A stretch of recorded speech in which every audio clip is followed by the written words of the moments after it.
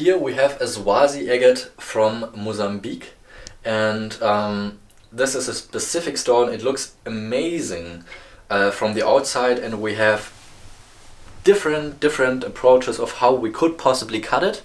It's a difficult decision as well because it has one large sized window that continues all the way around at the bottom, and only a small section on top here where we could cut it without going through a window. So this is one of the decisions I'm thinking about making, cutting it this way. But I think I will probably go to cut for this way, because then I have the combination of the water level banding and the fortification banding on top. There's just one other thing that I need to take care of, and that is this little window over here on this side.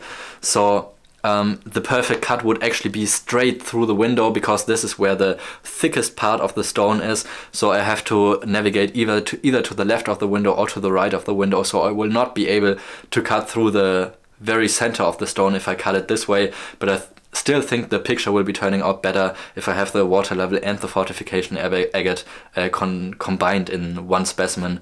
Over if I cut in this part, then there will be no water level banding because it's only in the bottom section of the stone.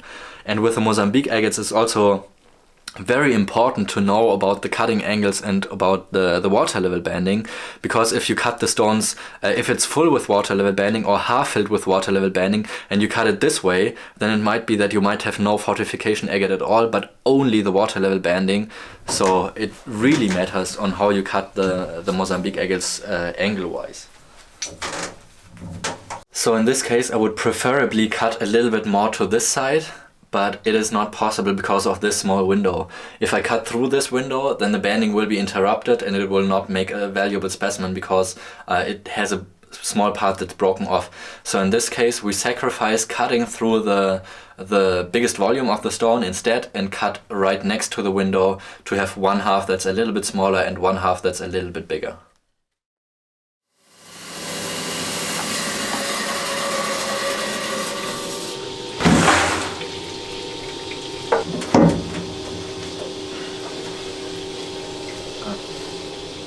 Here you can see beautiful specimen from Mozambique, pretty much exactly the way I wanted to cut it.